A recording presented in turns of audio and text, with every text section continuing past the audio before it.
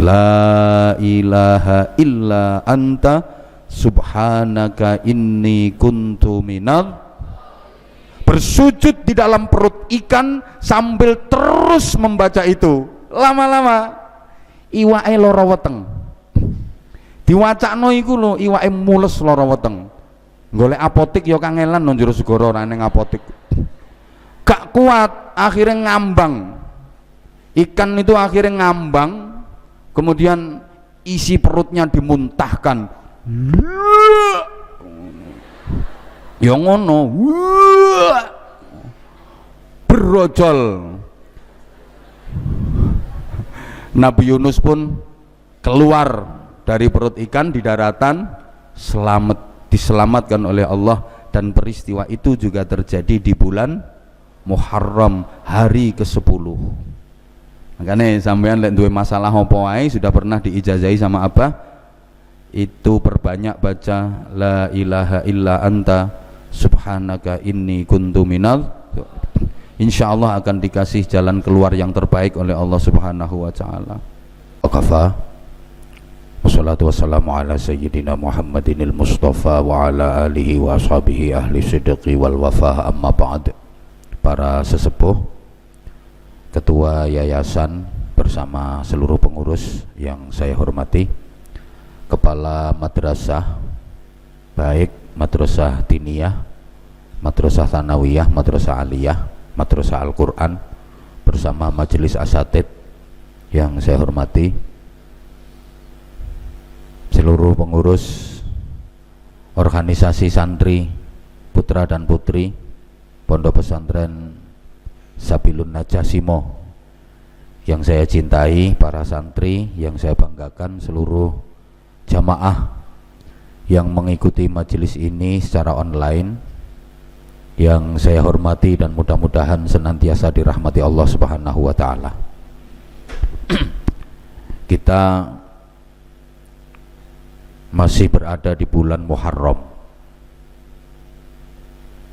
Kita tahu dalam Islam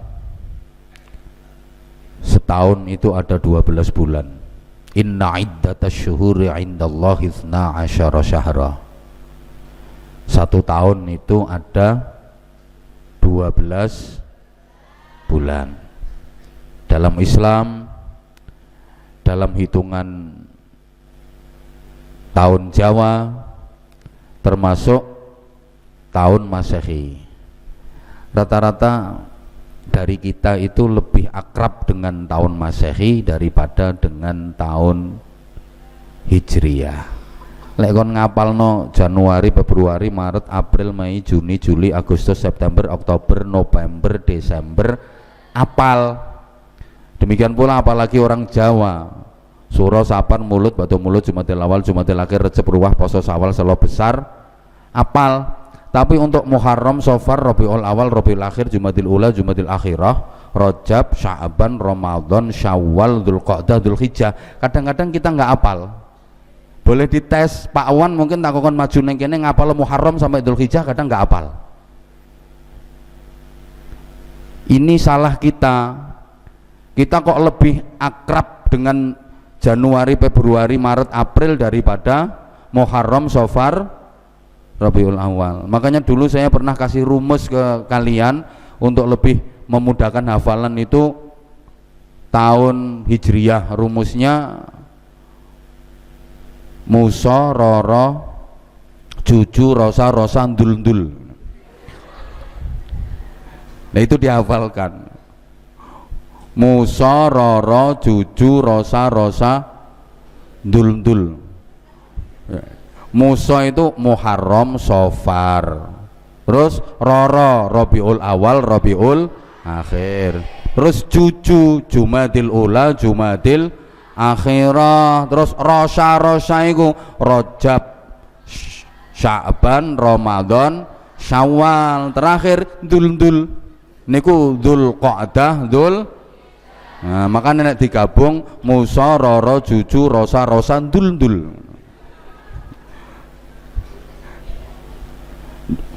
Salah ketika sampean lebih hafal Januari, Februari, Maret, April daripada Muharram, Safar, Rabiul Awal, Rabiul Akhir.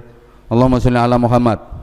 Nah, dari 12 bulan itu ada 4 bulan yang istimewa, disebut Ashhurul Hurum, bulan-bulan yang haram, artinya bulan-bulan yang dimuliakan, bulan-bulan yang istimewa dan diistimewakan, bulan-bulan yang spesial dan dispesialkan, bulan-bulan yang agung dan diagungkan, bulan-bulan yang suci dan disucikan. Ada berapa bulan? 4. Yang 3 itu berurutan atau bergandengan, sedangkan yang 1 agak terpisah.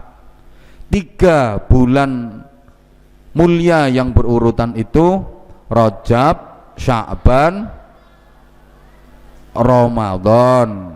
Rajab, Ruah, Poso. Sedang 1 yang agak terpisah Muharram. Nana tolong tertib, biar saya ngomongnya nggak lama-lama. Itu 4 bulan-bulan mulia yang disebut dengan Ashhurul Hurum. Nah, para santri dan para jamaah, Muharram itu 1 dari bulan-bulan yang mulia dan dimuliakan dalam Islam. Kenapa? Sebab dalam bulan Muharram terdapat peristiwa-peristiwa besar. Bahkan hampir semua nabi dan rasul itu ada kaitannya dengan Muharram. Hampir semua nabi dan rasul itu ada kaitannya dengan bulan Muharram. Nah, kita akan kutip beberapa saja, tentu saja kita kaitkan dengan konteks kekinian, mudah-mudahan ada manfaatnya. Pertama, Nabi Adam alaihi salam diterima taubatnya oleh Allah Subhanahu wa taala itu pada bulan Muharram, tepatnya hari ke-10 yang disebut dengan Yaumu Asyura.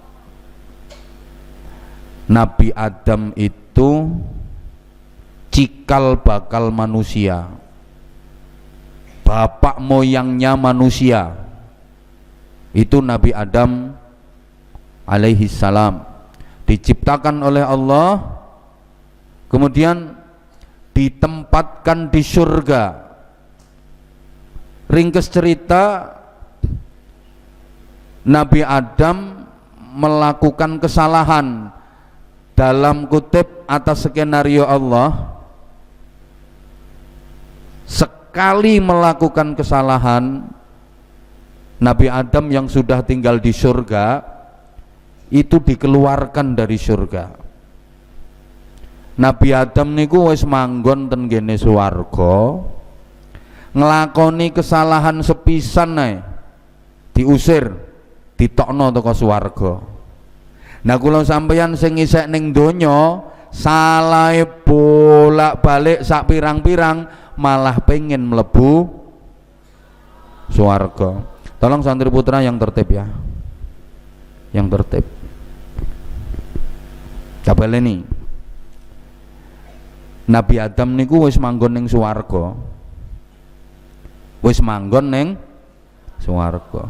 Salahe cuma sepisan tok, diusir karo Gusti Allah, dikeluarkan dari surga. Nah, kita yang belum tahu surga isek ning donya, kesalahannya nggak terhitung saking akeh, malah pengen mlebu. Sampeyan waras. Lho, Nabi Adam sing wis manggon ning swarga iki salahe mek siji tok diusir ditokno kok. Kita sing isek ning jabane swarga salahe sak pirang-pirang malah pengen mlebu. Jangan salahkan ketika misalnya ada aturan pesantren yang paling ketat, misalnya untuk santri yang kabur, sekali kabur tiada maaf bagimu. Ya udah pulang, ndak usah balik. Abah paling antipati sama santri yang kabur itu. Mending pamit. Ini contoh sederhana. Ya kalau mungkin kenakalan telat jamaah, telat ngaji, telat, ya itu paling cuma dipetal ngono ae. Loh, ceritanya kan gini. Nabi Adam itu didhawuhi sama Allah, "Hai Adam, kamu aku ciptakan dari tidak ada menjadi ada. Sekarang kamu tinggal di surga yang penuh dengan fasilitas kenikmatan. Boleh kamu nikmati seluruh fasilitas yang ada di surga. Kamu merasa kesepian karena masih sendirian. Oke Adam, aku ciptakan untukmu pasangan hidupmu, namanya Hawa.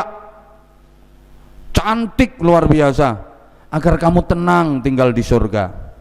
Kamu bebas menikmati seluruh fasilitas di surga. Kamu boleh memakan makanan apa yang kamu suka. Kamu boleh meminum minuman apa yang kamu senangi. Kamu boleh memakai pakaian kayak apa yang kamu inginkan.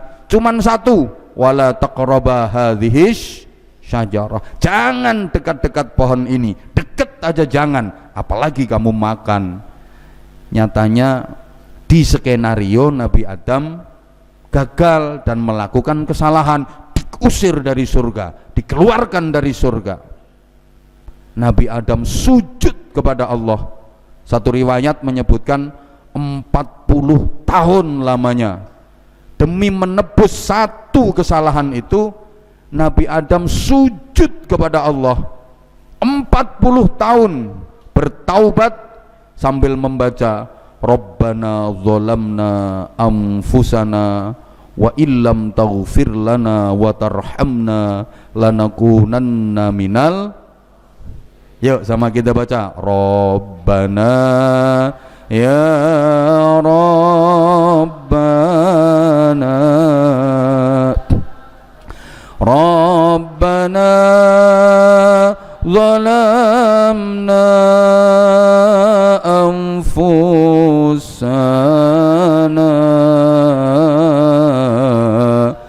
wa illam taghfir lana wa tarhamna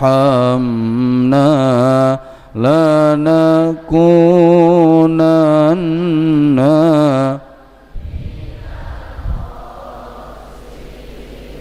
Nah, itu disebut taubat Nabi Adam. Bacaannya Rabbana dzalamna anfusana wa illam taghfir lana wa tarhamna lanakunanna minal. Untuk menebus satu kesalahan saja 40 tahun Nabi Adam bersujud, bertaubat sambil membaca itu. Sehingga di bulan Muharram ini kita dianjurkan untuk memperbanyak taubat digabung dengan istighfar. Istighfar itu bacaan astaghfirullahaladzim. Kalau tasbih bacaan subhanallah. Kalau takbir bacaan Allahu Akbar. Kalau tahlil bacaan la ilaha illallah. Kalau tahmid bacaan alhamdulillah. Kalau hauqalah bacaan la haula wala quwwata illa billah. Jangan salah, ada orang disuruh wiridan perbanyak istighfar, dipraktekno tenanan, istighfar. Nah, kenapa kita wajib bertaubat dan memperbanyak istighfar? Karena kita nggak lepas dari dosa. Ayo coba sekarang yang hadir di sini siapa yang ngerasa nggak punya dosa? Coba angkat tangan. Yang dosanya paling banyak angkat tangan. Di si anakku.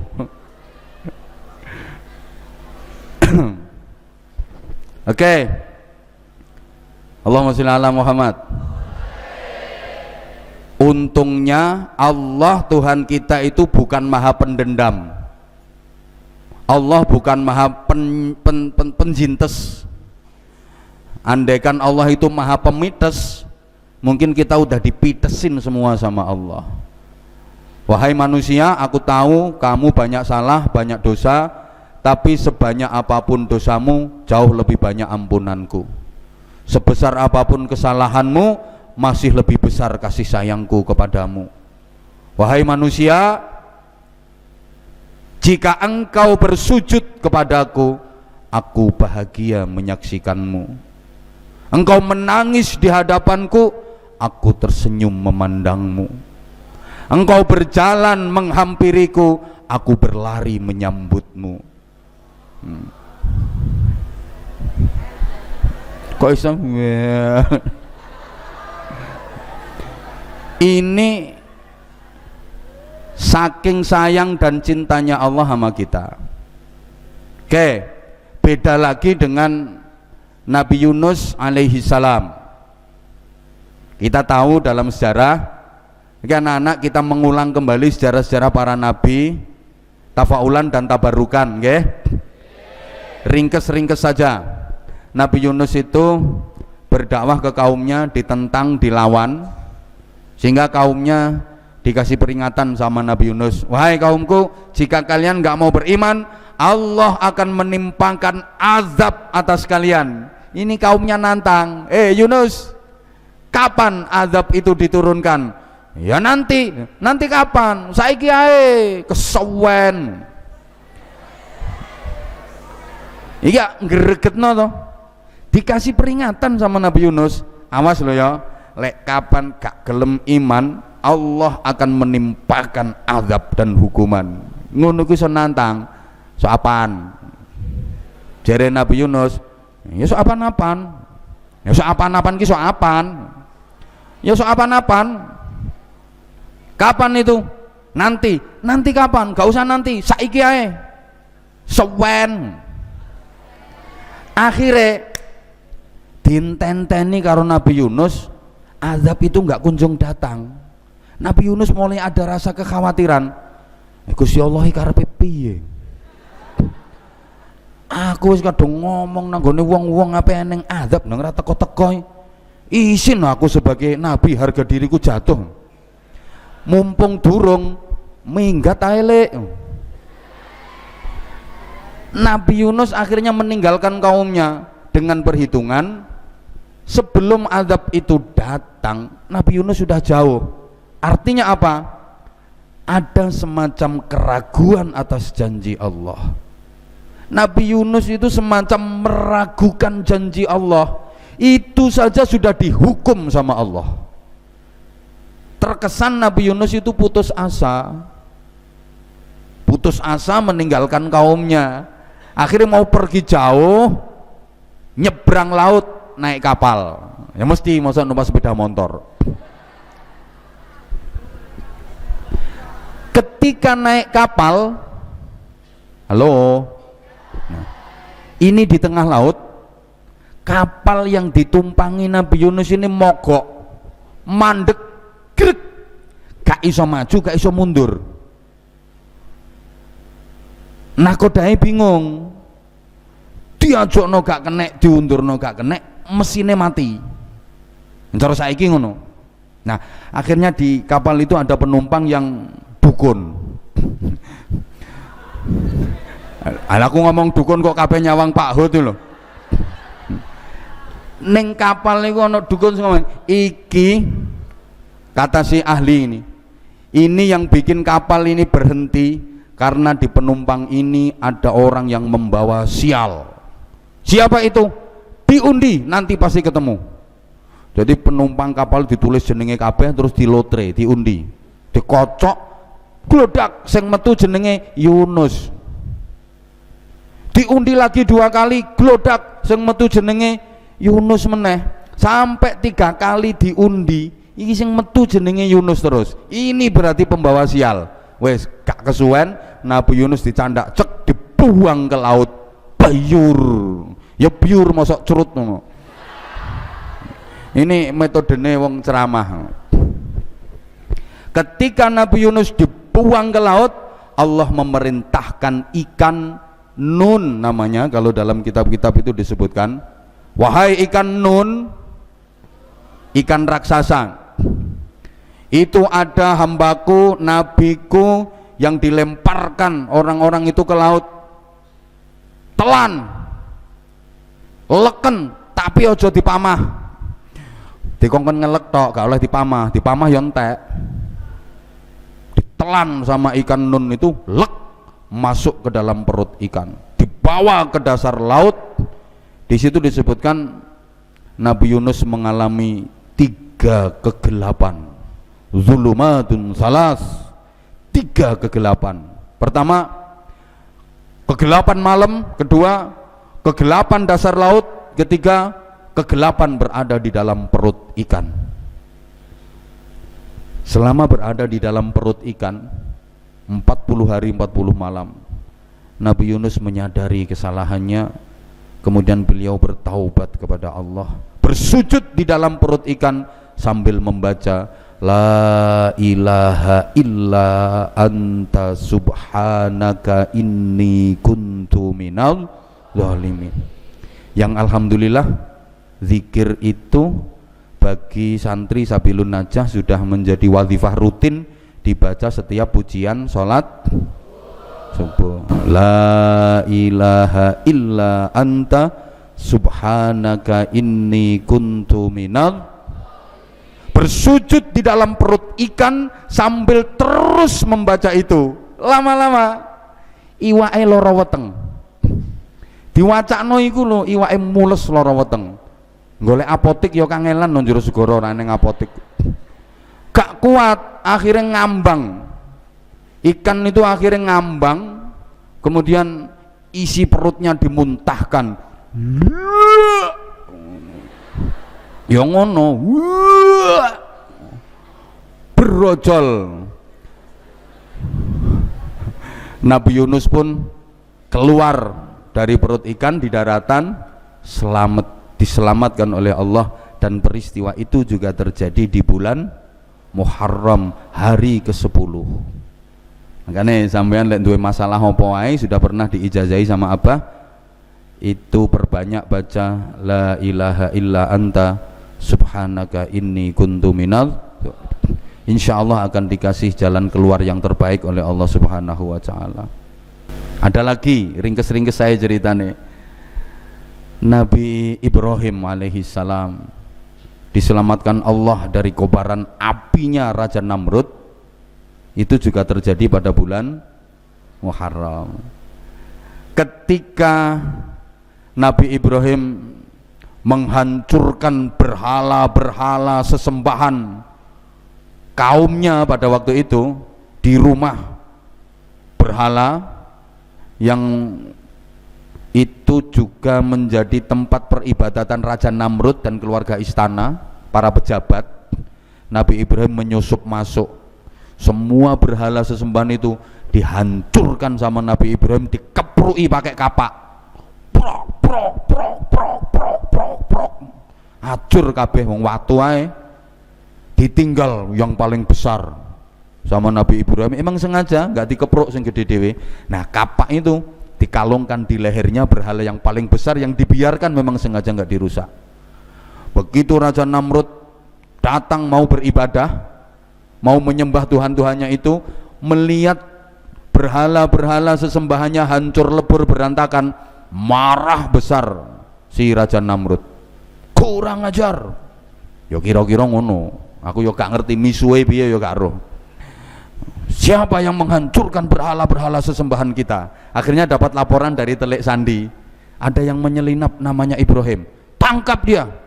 Nah, nggak ada bukti yang kuat. Yang penting tangkap, bukti belakangan. Biasa orang kalau lagi kuasa kan gitu. Tangkap dhisik, bukti urusan guri. Tangkap Ibrahim, disidang. Ibrahim, saya. Kamu yang menghancurkan berhala-berhala sesembahan kami. Kok aku yang dituduh?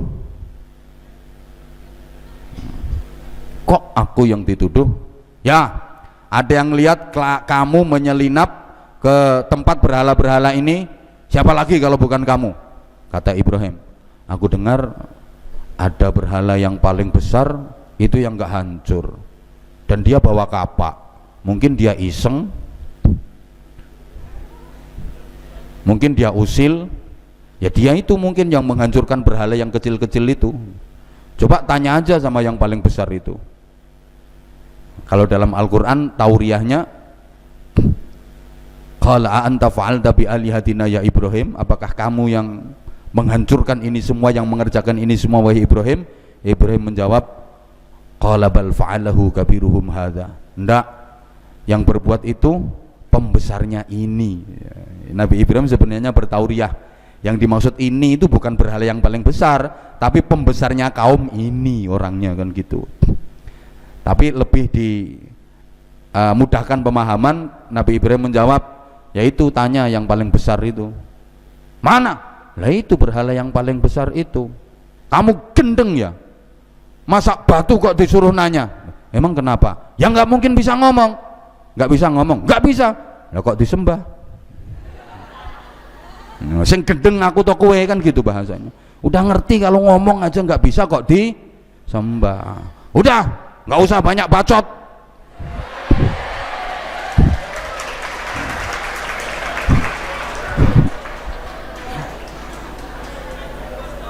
Gak usah kakek ngomong, tangkap Ibrahim, bakar hidup-hidup. Namrud langsung menyuruh prajuritnya untuk bikin api raksasa. Begitu api berkobar-kobar, Ibrahim dilempar ke dalam api itu. Sebelum Ibrahim dilempar, Allah berfirman kepada api itu, ya naru kuni bardaw wa salaman ala Ibrahim. Wahai api, dinginlah sampean, iki api itu Madura. Dinginlah sampean dan selamatkan Ibrahim. Jadi api, engki Gusti. Dinginlah kamu, selamatkan Ibrahim. Begitu Ibrahim dilempar ke kobaran api itu, satu helai rambut pun nggak terbakar, apalagi kepanasan. Belas, sama sekali nggak merasa panas, dan sedikit pun nggak ada yang terbakar, nggak ada yang terluka. Tuh, ini nek konco-konco guru ya, mergo maca ayat iku kul yana rukuni bardaw wa salaman ala Ibrahim, itu ayat tahan api. Ya, lek sing maca guru-guru ngene iki insyaallah mateng. Njajal gawe api unggun terus Pak Udin nuncalno. Kon maca ya kul yana rukuni bardaw wa salaman ala Ibrahim 15 menit mateng Pak Udin. Nah, Nabi Ibrahim diselamatkan dari kobaran api itu juga terjadi pada bulan Muharram, tanggalnya 10 Muharram. Banyak peristiwanya. Lagi Nabi Musa alaihi salam menang lawan Fir'aun dan Fir'aun ditenggelamkan, itu juga pada bulan Muharram. Ringkes ceritanya, Raja Fir'aun itu mimpi, jadi pagar-pagar tembok istana kerajaannya itu roboh semua. Akhirnya ahli nujumnya dikumpulkan. Wahai para ahli nujum, para penasehatku, semalam aku bermimpi. Mimpi apa Paduka? Digigit ular. Digigit ular. Aku mimpi tembok-tembok yang mengelilingi istana kerajaanku ini runtuh semua. Apa artinya mimpiku? Akhirnya ahli nujumnya kasih jawaban. Wahai Paduka Raja, itu simbol lambang akan ada seorang laki-laki yang menghancurkan kerajaanmu, akan ada seorang laki-laki yang akan jongkeng kawibawanmu, menurunkanmu dari tahta kerajaan, menggantikanmu sebagai penguasa kerajaan. Lah Fir'aun nggak mau itu. Akhirnya Fir'aun, laki-laki itu dari mana? Ya dari keturunan Bani Israel. Oke, sekarang dengarkan instruksiku. Seluruh bayi yang lahir laki-laki mulai hari ini bunuh. Wanita-wanita hamil berada dalam pengawasan negara. Kerahkan seluruh Satpol PP. Apa wis ana zaman semono. Untuk mengawal wanita-wanita hamil. Pokoknya wong wedok meteng diawasi kabeh. Dianjurkan kepada para suami untuk tidak menggauli istrinya.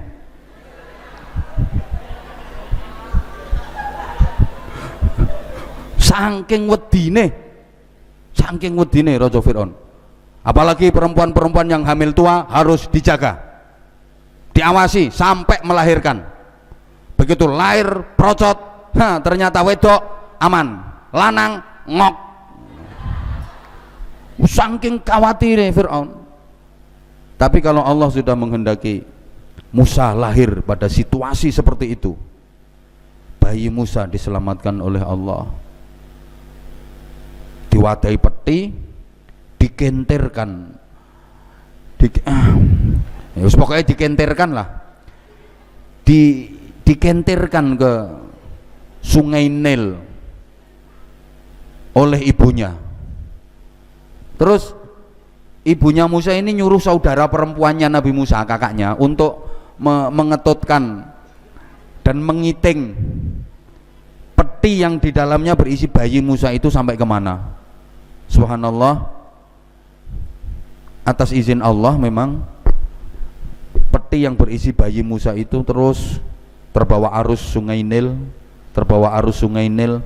masuk ke pemandian istana kerajaan Fir'aun, ditemukan oleh Ratu Asia. Dudu Nur Asia Jamil, iku Fir'aun lak kolis yo. Ini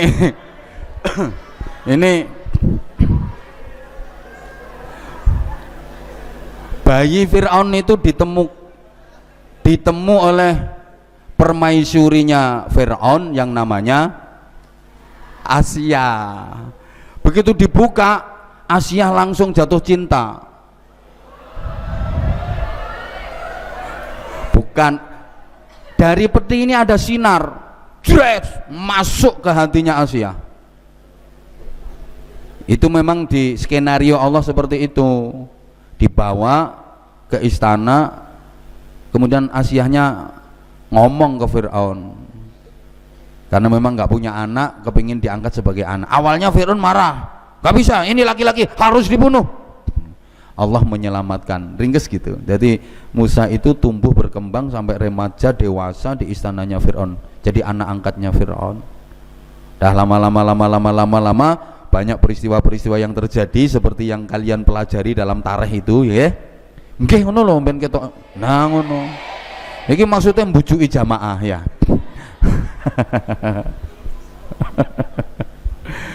Akhirnya musuhan, sering saya cerita musuhan.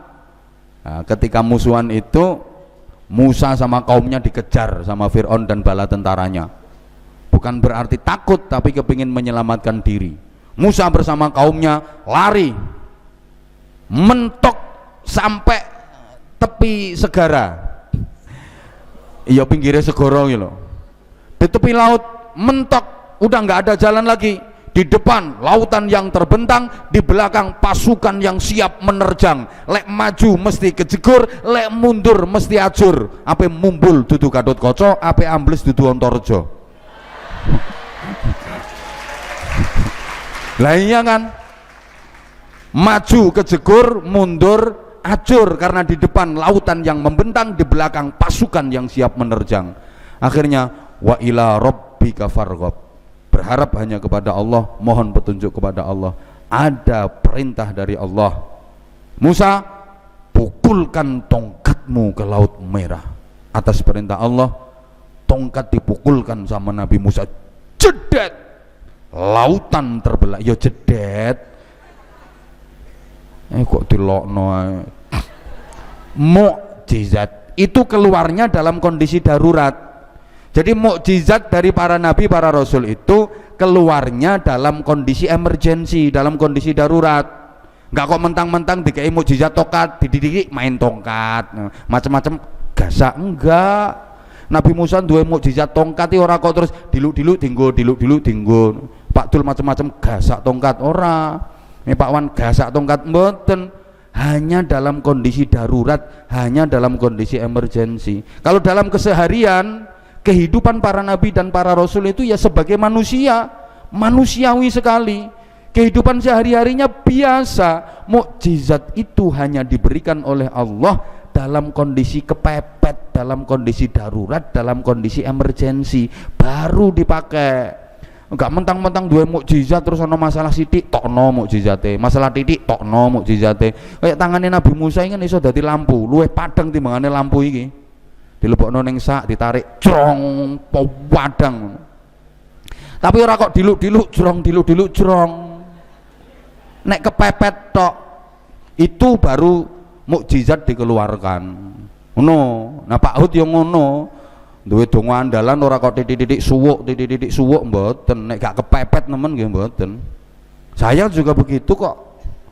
Saya juga begitu anak-anak. Jadi kalau ada urusan apa-apa prosedural. Kanca-kanca diurusi prosedural, sesuai prosedur. Ngurusi izin banyu, prosedur, ngurusi izin prosedur. Nek wis mentok, nah mukjizate ditokno.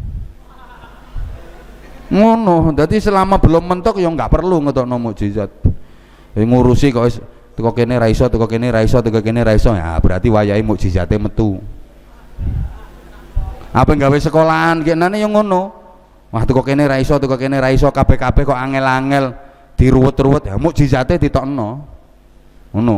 Nah guru-guru misalnya Pak Harmuji kok rewel, tak kei mukjizat sampe aku. Mengundurkan diri saiki.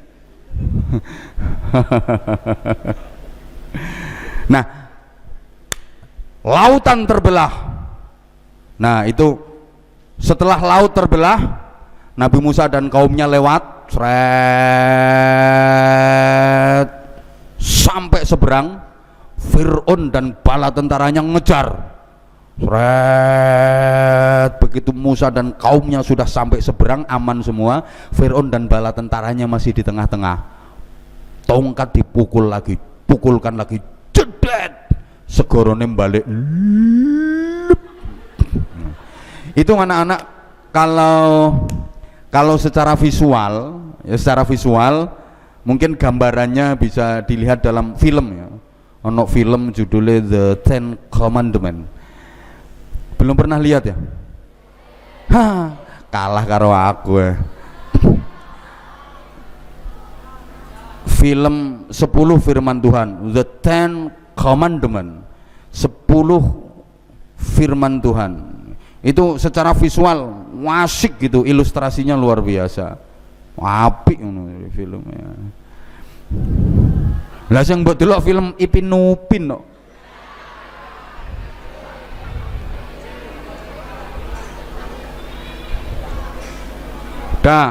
Nah, peristiwa itu terjadinya juga di bulan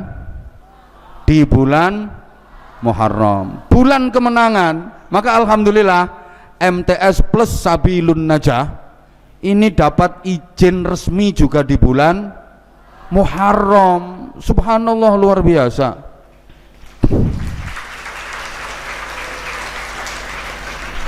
Berbarengan dengan bulan Agustus, berbarengan dengan peringatan kemerdekaan, Gusti Allah kabeh sing nepakno. Sapa sing ngaturne gak Gusti Allah? Nyatane diurus Pak Dul ket mulai bulan sebelumnya gak digolno karo Gusti Allah. Jare Gusti Allah enteni bulan Muharram. Iya aja dianggap ketepaan. Kabeh disetting karo Gusti Allah, skenarione Gusti Allah. Ojo mbok anggap ketepaan gini. Allahumma sholli ala Muhammad. Allahumma sholli ala Muhammad. Nah, terus mulai Nabi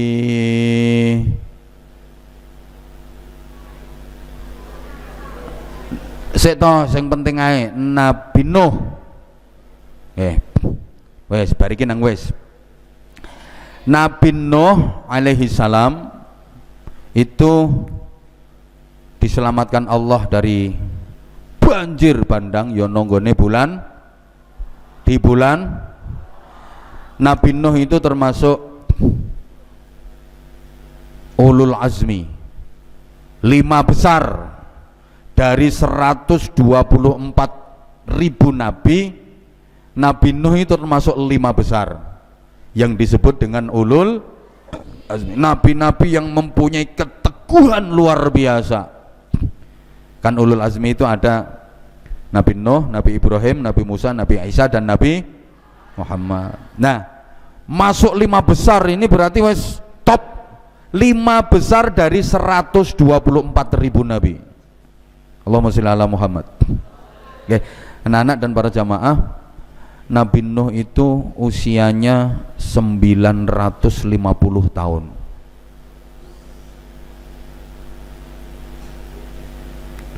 Usia Nabi Nuh itu 950 tahun. Berdakwah selama 800 tahun, hanya dapat pengikut 80. Jadi 800 tahun dakwah cuma oleh pengikut 80. Jadi per 10 tahun 1 orang. Jadi setiap 10 tahun dapat pengikut 1. 10 tahun dapat pengikut 1. Seorang aku sing dadi nabi njaluk perai aku. Ora kuat. Pikiran loh. Berjuang 800 tahun cuma dapat pengikut 80. Ayo, kiai mana yang sanggup berjuang gawe pondok suwene 800 tahun cuma oleh santri 80? Ustad endi sing kuat? Lek gawe sponsor wis gak karo-karuan, pasang baliho di mana-mana, bahkan di share melalui media sosial, semua akun. Golek murid 800 tahun me oleh murid 80, 10 tahun oleh murid siji. Ayo ustadz endi sing sanggup? Ra ngarah kuat. Ayo bakul endi sing kuat?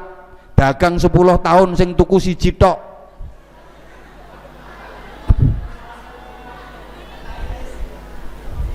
Dukun di sing kuat? Silo 10 tahun pasiennya mek situk tok. Ayo, ketua parpol mana yang sanggup kampanye 10 tahun cuman dapat 1 konstituen? Kok konstituen? Cuman pemilihnya cuma siji. Nek kampanye 10 tahun sing nyoblos mek siji.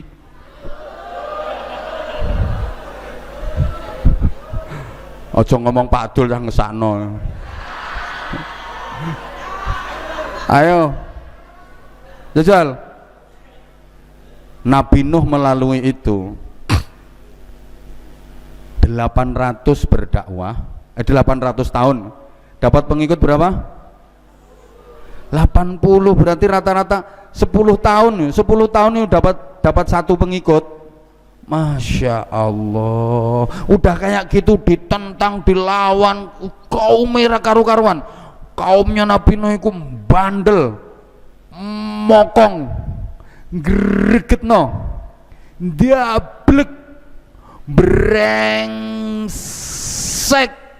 kurang ajar, bajingan, tengik pisan. Saking suwene sampai tengik. Ya Allah, kowe kok malah ngereken kucing, orang ngereken aku kowe.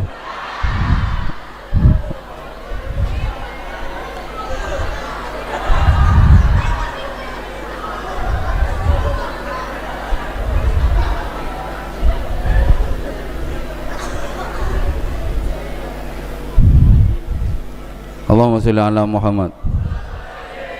Allahumma sholli ala Muhammad. Es kira kaumen nantang Nabi Nuh sabare pol-polan, akhirnya tetap gak kuat, matur nanggone Gusti Allah. Qala rabbi inni da'autu qaumi lailan wa nahara. Halo. Qala rabbi inni da'autu qaumi lailan wa nahara. Ya Allah Gusti, Kula sampun berdakwah ten gene kaum kula siang malam, mengerahkan waktu, tenaga, pikiran, seluruh kemampuan sudah aku curahkan untuk berdakwah, mengajak kepada agamamu, beriman kepadamu, tapi siang malam dakwahku seakan sia-sia, kaumku banyak yang menentang. Ya Allah, falam yajidhum du'ai illa firara, dakwahku kepada mereka malah membuat mereka makin lari menjauh dari iman kepadamu. Brengsek semua ya Allah. Lah kaumnya Nabi Nuh yang gregetno, wa inni kullama da'awtuhum litaghfira lahum ja'alu asabi'ahum fi adhanihim wastaghshaw thiyabahum wa asarru wastakbaru istikbara. Jadi setiap diceramai karo Nabi Nuh, diulang, dipidatoni, itu tangannya ditutup nang kupingnya ini, yang gregetno toh. Loh, Al-Quran menggambarkan seperti itu. Wa inni kullama da'awtuhum litaghfira lahum, ketika didakwahi oleh Nabi Nuh, bagaimana reaksi kaumnya? Ja'alu asabi'ahum fi adhanihim, mereka menjadikan jari-jari mereka ditutupkan ke telinga mereka, dibuntoni. Gregetno to, ranggedek ranggedek ranggedek ranggedek ranggedek ranggedek ranggedek ranggedek nggih ranggedek ranggedek. Eneng murid diulang karo gurune lho ngono. Njak gregetno to misale ranggedek min muhaimin ranggedek ranggedek jajal.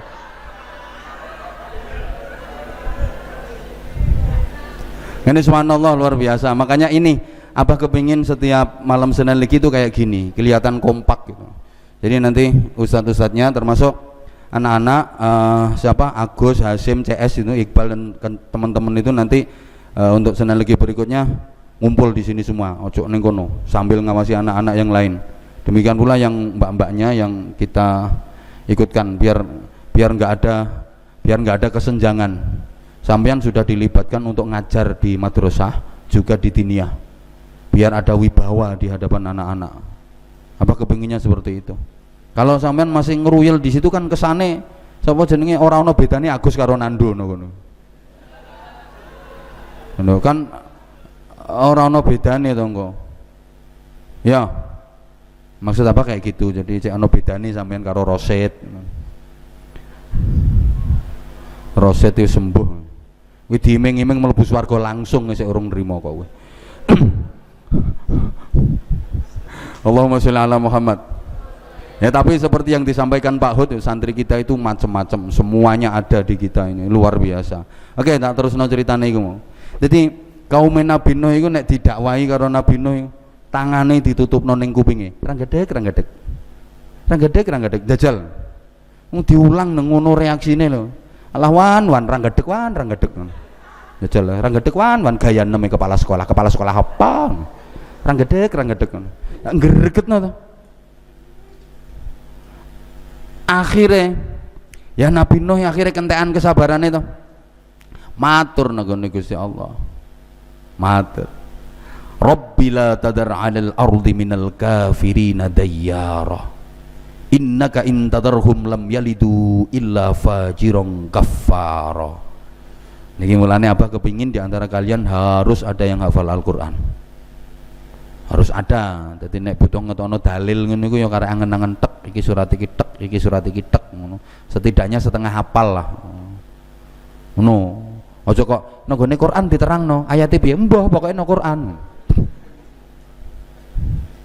Kuwi dalile guru sing nutupi gobloke. Pokoke nang Quran neneng apa? Ayate ya wis pokoke nang Quran iki ngono. Ra ngandel buka Qur'ane ngono.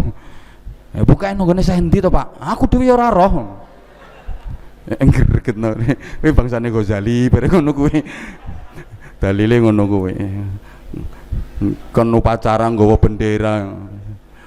Dua langkah ke belakang, grek. Sepatune coplok.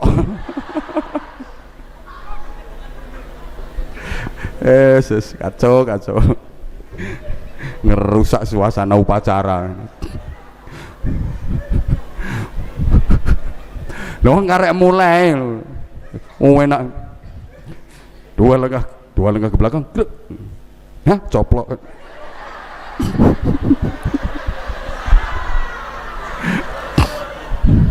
Lah aku apa yang guyu piye wong dadi inspektur upacara. Yang ngempet asline kok. Ngempet kok.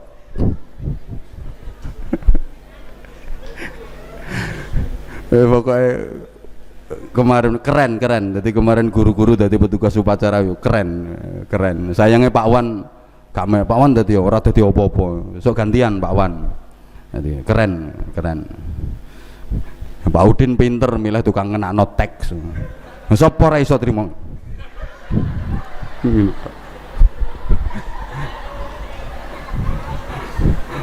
Petugas upacara model opo ngono. So pokoknya nek upacara maneh Pak Udin dadi komandan upacara.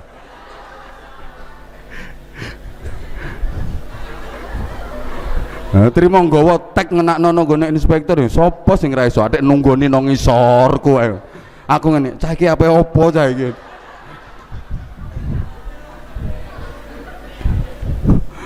Ya pon. Nah ini luar biasa. Jadi ketok kompak ya aku seneng. Jadi kayak ngene iki ketok kebersamaane. Pokoknya komandane Pak Edi, Pak Abdurrahman, Pak Wan, Sofan Syahrir jadi kudu terus jaga kekompakan kayak gini. Terus dikomando Pak Muhaimin sesepuhnya. Kompok guyu to. Kabeh pokoknya kudu sing kompak kaya ngene aku seneng. Terus dipertahankan. Bahkan nanti tingkat keaktifannya kudu lebih daripada hari ini. Untuk ibu-ibu yang matur suwun mau menyempatkan waktu walaupun omahe ana sing ngepom baru, ana sing semambung, ana sing wis teko sekar teko kok kuwi lho lewemu wong sekar kuwi. Kuwi teko kok. Udah, ya mudah-mudahan untuk berikutnya iso dibuka. Oke. Akhirnya Nabi Nuh matur, Rabbi la tadar 'alal ardi minal kafirina dayyara. Ya Allah, jangan kau tinggalkan di permukaan bumi ini orang-orang yang ingkar kepadamu. Innaka intadarhum lam yalidu illa fajiran kafara. Jangan kau tinggalkan satu pun di permukaan bumimu ini orang yang ingkar kepadamu ya Allah. Karena kalau engkau biarkan satu orang saja yang hidup, engkau mana keturunannya nanti juga akan kafir dan menentangmu. Mungkin dua anak.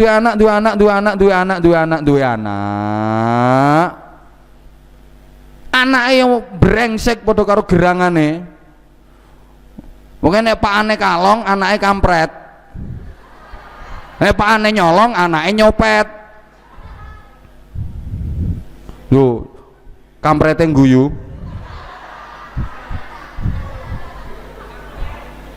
Terus jarene Gusti Allah, lah terus karepmu piye no? Sikat mawon. Telasaken sedaya. Nabi Nuh nek wis kadung metu kerase ngono. Pun habisi saja mereka. Oke no, tak turuti. Wong-wong sing brengsek tak resiki kabeh.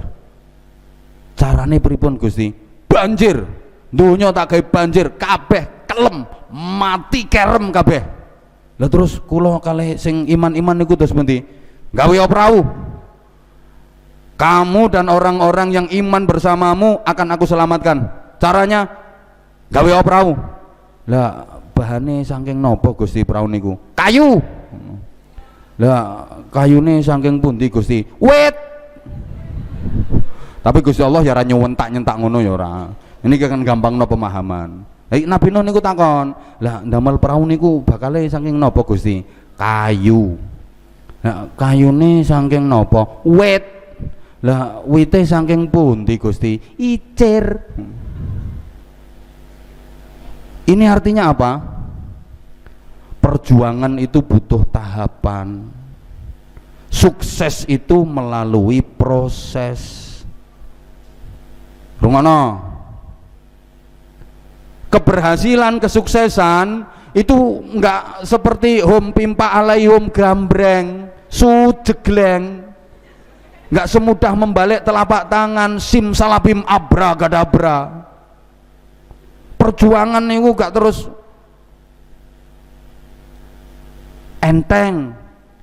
Uang moro-moro berhasil, moro-moro sukses, enggak. Ingat, Nabi Nuh disuruh bikin perahu saja sama Allah, disuruh ikhtiar, disuruh usaha kok. Nuh gawe perahu. bakale saking nopo? Kayu. Kayune saking pundi? Wit. Lah wite saking pundi? Icira. Dadi kon gawe prau niku mulai icir wit dhisik.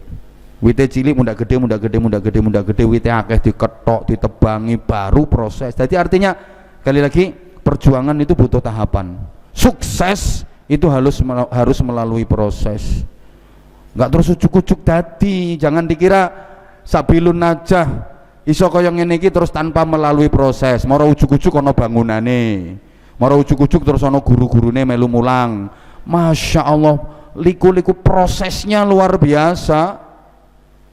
Prosesnya luar biasa. Ini satu. Allahumma sholli ala Muhammad. Allahumma sholli ala Muhammad. Enggak berhenti di situ. Ketika Nabi Nuh udah mulai gawe kapal di tengah perkampungan, gawe kapal. Aneh napa mboten? Lho ngono. Gawe kapal no tengah kampung, no tengah desa. Aneh napa mboten? Aneh. Dan waktu itu belum ada kapal. Ya masyarakatnya makin nemen lek ngelokno Nuh. Oh, deloken Nuh tambah gendeng. Deloken tambah sampel. Deloken Nuh tambah sarap. Mundak sarap iku. Nggih prau kok nang tengah desa. Apa berlayar ning ndi? Tinggo apa prau kuwi? Dekne apa berlayar ning ndi? Ini artinya para ustadz tolong perhatikan. Perjuangan itu bukan laksana jalan lurus mulus yang kiri kanan berhamparan bunga-bunga mekar berseri indah mewangi. Ndak. Perjuangan itu enggak seperti jalan yang lurus mulus padang jinglang kanan kiri penuh dengan bunga-bunga beraneka warna.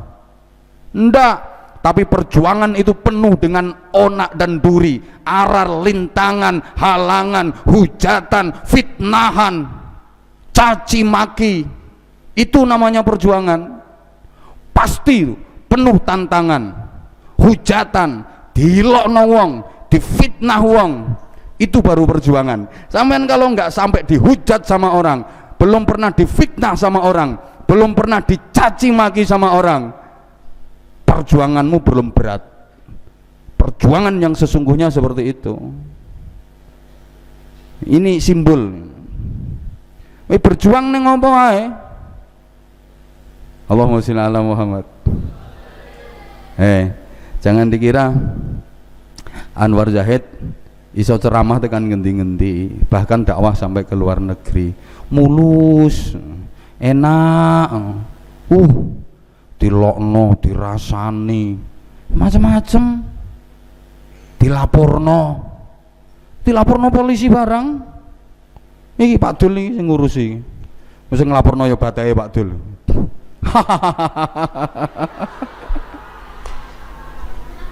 Allah ya karim. Dadi Anwar Zahid pernah dipolisikan oleh janda.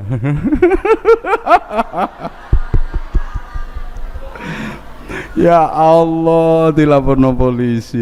Waktu itu ya kenal polisi wesan, cuman belum kenal sing pangkatnya dhuwur-dhuwur ngono ku urung patek kenal.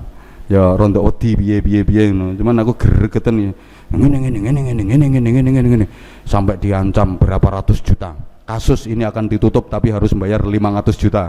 Aku yang ngomong, duitnya kakean itu jenengan.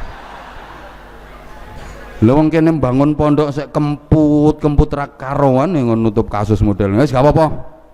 Jiarno akhirnya gering-gering dhewe ngrik-ngriken dhewe. Pokoke sing musuhi Sabilun Najah itu meprek wis to. Wis to sing musuhi Sabilun Najah remek-remek ra ngarah de ora. Barokah zikire sampean. Barokah zikire sampean. Nggih. Ini perjuangan seperti itu. Nabi Nuh dilok-lokno ora karo-karuan, sampel Nuh sarap. Ini.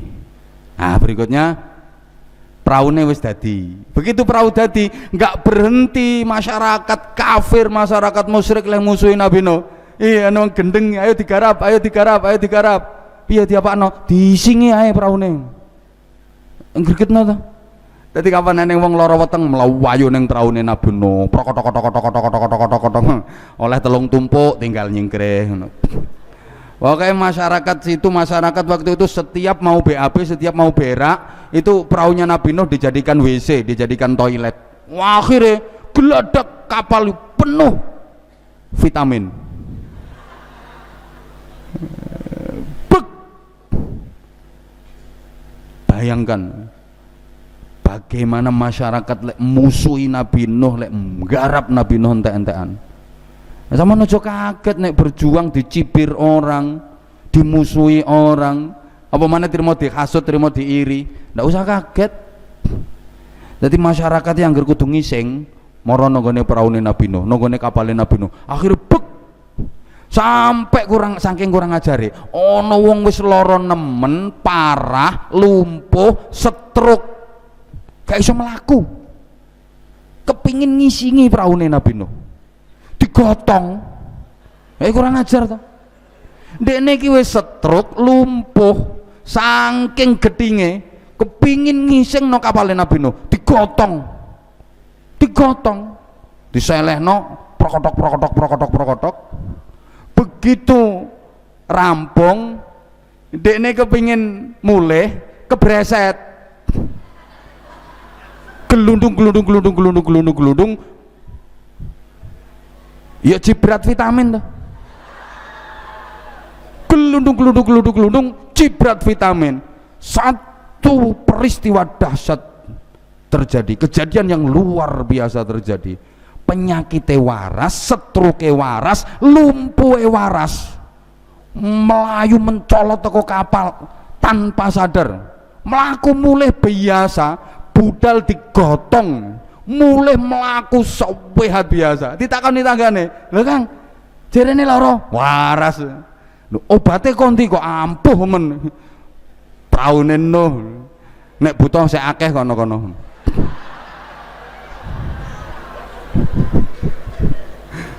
Jadi kotoran itu, kotoran yang ada di kapalnya Nabi Nuh itu menjadi obat yang mujarab. Akhirnya masyarakat sing duwe keluarga loro-loro niku dong ya pengen tombo, ono sing moro nggawa rantang, nggawa ember, udah nyiduk dewe-dewe nggo tombo, dikerik sampai bersih tak tersisa. Jadi akhirnya kapalnya Nabi Nuh bersih dari kotoran, resik, wong dadi tombo sing cospleng, ngeluh angger diosapi kuwi waras. Lho dikandani wong kopok disebuli iki langsung krungu. Masya Allah, cospleng tombone, cospleng. Lara untu dikon kemu kuwi waras.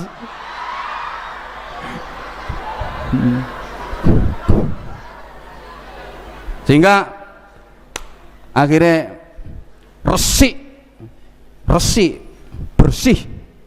bersih kembali. Nah, wes ya, sampai koyong ngono ya perjuangan nih. Para santri, para jamaah, berikutnya tiba saatnya Allah menimpakan azab.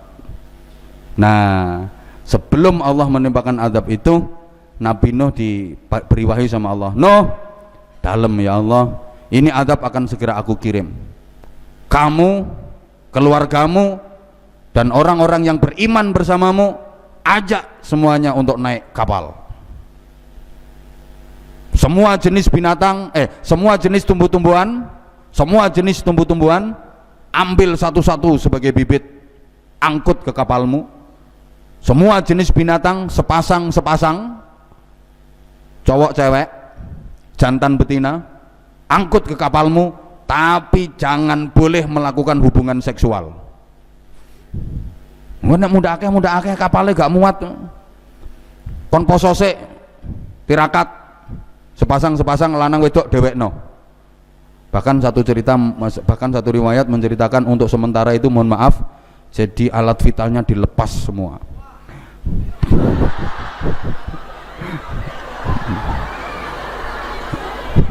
Jadi semua binatang yang jantan itu alat vitalnya dilepas semua, dilepas sementara sampai nanti banjirnya selesai.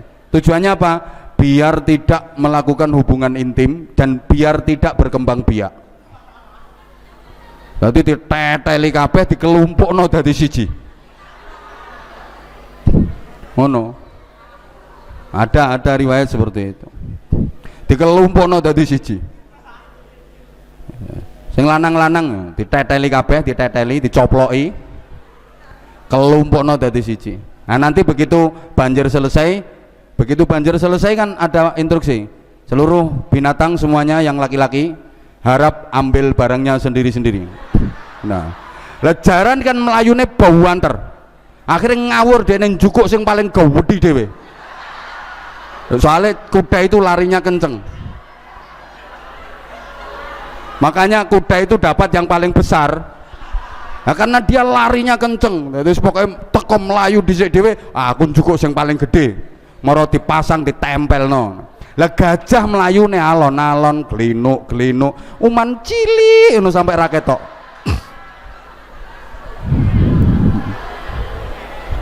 Mulane gajah ya uman cilik mergo ora iso melayu, kalah melayu. Tuh ya. Udah, ringkese. Oke. Begitu instruksi, Nabi Nuh bersama keluarga dan orang-orang yang beriman naik kapal. Bersama jenis tumbuh-tumbuhan, terus binatang sepasang-sepasang. Kemudian dicek sama Nabi Nuh. Artinya Nabi Nuh mengadakan cross check, udah naik semua apa belum? Diperiksa sama Nabi Nuh, jangan-jangan ada yang ketinggalan. Ini ya, pemimpin itu jangan hanya nunggu laporan di balik meja, jangan hanya nunggu laporan, tapi pemimpin harus sering cross check. Ngabsen harus sering cross check, jangan cuma mengandalkan laporan, jangan cuma nunggu laporan ya, karena kalau laporan, semua laporan baik, yang dilaporkan biasanya baik. Saya misalnya hanya mengandalkan laporannya Pak Wan, laporannya Pak Dul, laporannya Pak Mazhud, ya yang dilaporkan ke saya mesti yang baik-baik. Dan itu bukan pemimpin yang baik kalau hanya nunggu laporan saja, tapi saya harus cek secara langsung gimana kondisi, sesuai dengan laporannya apa enggak, kondisi di lapangannya gimana. Pemimpin yang baik harus begitu, kayak gini. Makanya saya sering nanya, sapa sing gak teko? Ustadz sapa sing gak teko? Ustadzah sapa sing gak teko? Bahkan saya sering ngobrai ke kamar-kamar, nggak cukup mengandalkan laporan. Alhamdulillah pun beres sedaya, lari-lari beres sedaya. Beres apa nih? Ya harus dicek. Ini pemimpin yang baik itu nggak boleh nunggu laporan dari balik meja, tapi harus cross check. Kayak Nabi Nuh ini ngecek, di absen sama Nabi Nuh. Muhaimin ada, wonten sampun munggah, kula sampun munggah, aman. Cek ngono.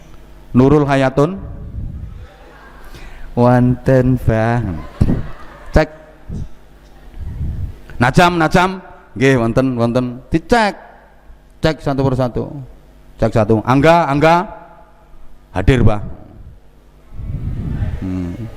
cek. Udin glinuk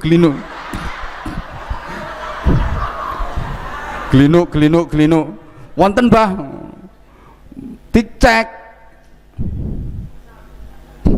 Sek gare-gare kok.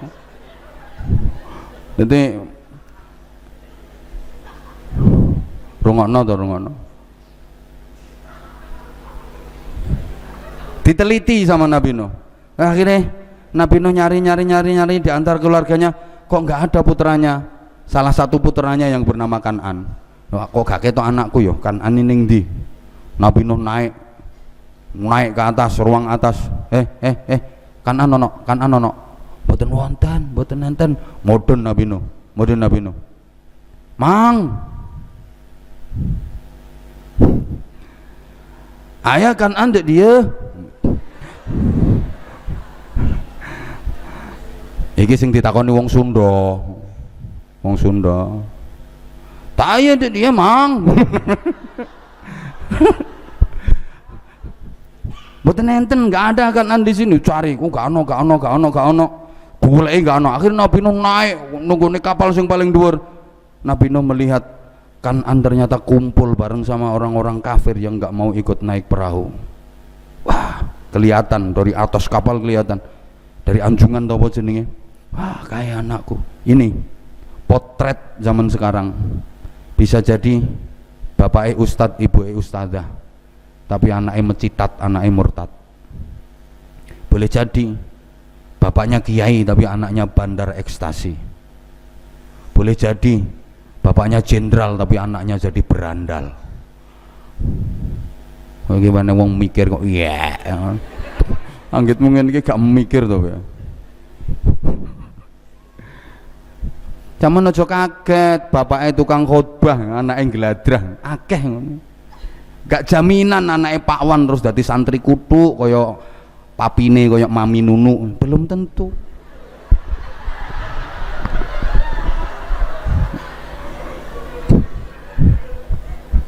Belum tentu. Bukti ini anaknya Nabi Nuh. Nah ini ya.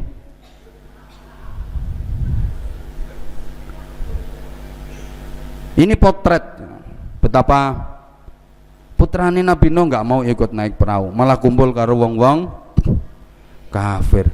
Naluri sebagai seorang ayah, naluri sebagai bapak, tetap sayang, tetap cinta kepada anak, berupaya untuk memanggil anaknya. Makanya dalam Al-Quran akan digambarkan, qala ya bunayya rkam ma'ana. Nabi Nuh dengan suara lantang memanggil anaknya, ya bunayya rkam ma'ana. Ini metode nih wong ceramah. Ya memang manggil dari kejauhan kan ngono. Nek gak digawe metode model kaya ngono ya dirungokno gak enak blas. Kemudian Nuh memanggil anaknya, ya bunayya rkam ma'ana. Jare sing ngrungokno, iya ngono. Ini namanya orang pidato misalnya kan terus. Nah, kemudian Nabi Nuh dari kapal memanggil anaknya, ya bunayya rkam ma'ana. Hei anakku kemarilah. Sing ngrungokno, iya ngono. Ya bunayya rkam ma'ana. Kan pantese ngono to. Wong ceramahi ngono nduk, nek pengen payu ceramahmu. Nek trimo ceramah metenteng. Assalamualaikum warahmatullahi wabarakatuh. Yang saya hormati, ceramah ulangannya Pak Dul. Relax nyantai. Apa itu kalau mengajarkan ke kalian kan gaya-gaya relax, gaya-gaya model kayak gini. Aneh, lo ceramah sama pidato itu beda. Podo kok eneng ceramah karo pidato beda. Yo beda jeneng, sijine ceramah, sijine pidato.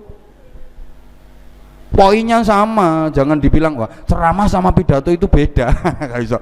Tunggal wong biyen ngarani musyawarah rapat bareng ngono iku. Wah apa eneng rapat. Padahal yang namanya rapat itu pidato terbuka itu, kampanye terbuka itu rapat namanya. Yang biyen kan wah apa gurune rapat.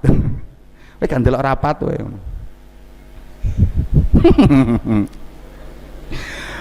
Kanan anakku. Yo, melu bapak nak numpak perahu. Iki Gusti Allah ngamuk. Donya ki ape kelem, ape banjir, sing selamat gelem melok numpak perahu yo nak. Kanan dari bawah itu jawab, ranggadek. Moh. Lendonya ki ape kelem nak, kowe engko mati kok nek gak gelem melu bapak numpak perahu. Kan malah ngomong ngene. Qala sa'awi 'alal jabal yu'simuni minal ma. Nek donyane kelem aku munggah gunung wek ngono. Atik banjir aku menekno gunung wek ngono. Ngregetno to. Nabi Nuh tetep ya Allah jenenge naluri seorang bapak. Naluri seorang bapak, tapi kanan pancet mokong gak gelem kaya potonganmu ngono iku. Ya Allah, banjir teko. Wis ringkes wis. Kanan kelelep. Wis ta wis rungono kok. Masya Allah. Jadi ini potret bahwa kita kalau pengen selamat ya numpak perahu. Perahunya apa? Madrasah. Perahunya apa? Sabilun najah. Ya, jalan kesuksesan, jalan keselamatan, jalan kebahagiaan. Amin Allahumma. Nah, selamatnya Nabi Nuh beserta kaumnya itu juga terjadi pada bulan Muharram, hari ke-10. Nah, sekalian, bulan Muharram juga terjadi peristiwa hijrahnya Rasulullah Muhammad Shallallahu Alaihi Wasallam bersama para sahabat dari Makkah menuju, yang kenceng, dari Makkah menuju Madinah. Oke, hijrah sebagai sebuah peristiwa sejarah mungkin cuman sekali itu saja terjadi. Hijrah sebagai sebuah peristiwa sejarah mungkin cuman sekali saja itu terjadi. Tapi hijrah sebagai strategi, hijrah sebagai taktik untuk menghadapi suksesnya kehidupan, itu selalu dan selalu kita perlukan sesuai dengan situasi dan kondisi, sehingga nilai-nilai hijrah itu tetap relevan untuk dibicarakan kapanpun, direnungkan, dipelajari, diambil hikmahnya. Jadi perjalanan hijrah itu ada beberapa hikmah yang luar biasa. Di antaranya satu, Allahumma sholli ala Muhammad, hijrah itu perjalanan mempertahankan iman. Coba bayangkan ya, hijrah itu perjalanan mempertahankan iman. Rasulullah bersama para sahabat rela meninggalkan kota kelahiran, rela meninggalkan kampung di mana dilahirkan dan dibesarkan, rela meninggalkan harta benda, kekayaan, pekerjaan, rela meninggalkan keluarga yang tidak seakidah, dari Makkah menuju Madinah, di mana selama perjalanan itu terhampar gurun pasir tidak kurang dari 500 km jarak antara Mekah sampai Madinah. Nek awan panas gak karuan, nek bengi wadem merah karuan, menghadapi badai pasir ndak karo-karuan, kok gelem ngelakoni kaya ngono, ninggalno kampung halaman, ninggalno keluarga yang tidak seakidah, ninggalno harta kekayaan macam-macam. Karena apa? Karena